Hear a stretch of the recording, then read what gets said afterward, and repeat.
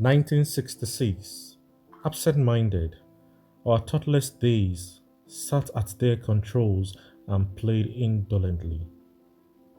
Slowly downward in remote, subterranean shafts, a diamond-tipped drill point crept closer to residual chaos, to rare artisan hatred that once squirted warm blood in God's face, confirming his first disappointment in Eden. January 15, 1966, Coup. On Saturday, January 15, 1966, a pivotal day in the history of Nigeria, members of the Society of Nigerian Authors happened to be gathered for a meeting. The venue was an office building on Kingsway Road in Ikoyi, Lagos. There were about 10 of us living in Lagos at the time: John Pepper Clark, Becket Deremo, aka JP Clark, Wole Soyinka, Honora Nzeku, and a few others. A few members were sitting at a table that looked out onto the Lagos Lagoon. We were engaged in polite conversation, delaying the start of the meeting as some of our members trickled in. It happened that my new novel, A Man of the People, was about to be published in London, and I was communicating with my publisher, Heinemann. I knew that the book was going to be problematic for me because of its criticism of Nigerian politics, very severe criticism. The novel, after all, climaxes in a military coup. I had sent one copy of the novel to JP Clark on a Wednesday 2 days earlier.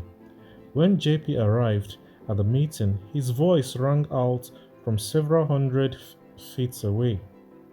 Chinua, you know you are a prophet. Everything in this book has happened except a coup. That very evening, unbeknownst to us, a military coup was being launched that would change Nigeria forever. The next day, I got a message from Heinemann, a cable or telex, asking me whether they should go ahead and publish the book. Why would they send this message? I wondered. I was unaware that a coup had happened the night before. I told the gentleman who carried this message, I think from the British Embassy, to tell my publisher to go ahead and publish the novel. I was not particularly afraid, even though I had concerns. I thought, who was likely to misunderstood? My sentiments changed from incredulity to dread when we heard details and the surrounding events of the coup. In those days, we went to work on Saturdays and worked till noon. When I got to my office that Saturday, there were soldiers everywhere, surrounding Broadcasting House. The soldiers stopped me and interrogated me until they were satisfied that I worked there, and then let me pass through. The announcement of a coup on the radio had not been made.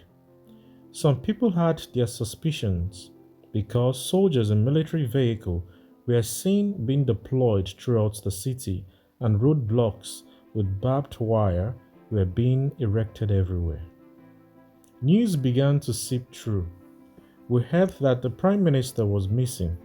Then came news from Kaduna that the Saudana, Sir Ahmedu Bello, the most powerful of the Premier, had been killed. We then heard that Samuel Akintola, the Premier of Western Nigeria, had also been killed. Those of us working in broadcasting in the coming days would get a more detailed list of those killed, imprisoned, or detained during the coup. These events thrust Nigeria into a state of shock for a long time. Nigeria was not ready or willing to face her problems. If our leaders had approached their duty with humility, they all might have realized long before the coup that the country was in deep trouble. Nigeria was rocked by one crisis after another in the years that followed independence. First, The Nigerian census crisis of 1963 to 64 shook the nation.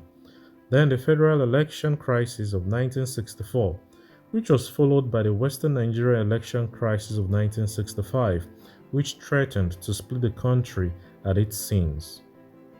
At that point, most of us, the writers at least, knew that something was very wrong in Nigeria. A fix was long overdue. When the artist's imagination clashes with life's very reality, it creates a heavy conundrum. The story Nigeria had of herself was that something like a military coup would never happen. Nigeria was too stable for that. We were utterly unprepared for such an event and for the magnitude of the dislocation that ensued. Despite my fictional warning, I never expected or wanted the form of violent intervention that became the military coup of January 15, 1966. I had hoped that the politicians would sort things out for our new nation. Any confidence we had that things could be put right was smashed as we watched elements from the military take control. The coup was led by a group of junior officers, most of them Igbo, and it would be known widely as the Nzogo coup after Major Chukwuma Nzogo, the ringleader, who was from the northern city of Kaduna. That night of January 15, 1966, is something Nigeria has never really recovered from.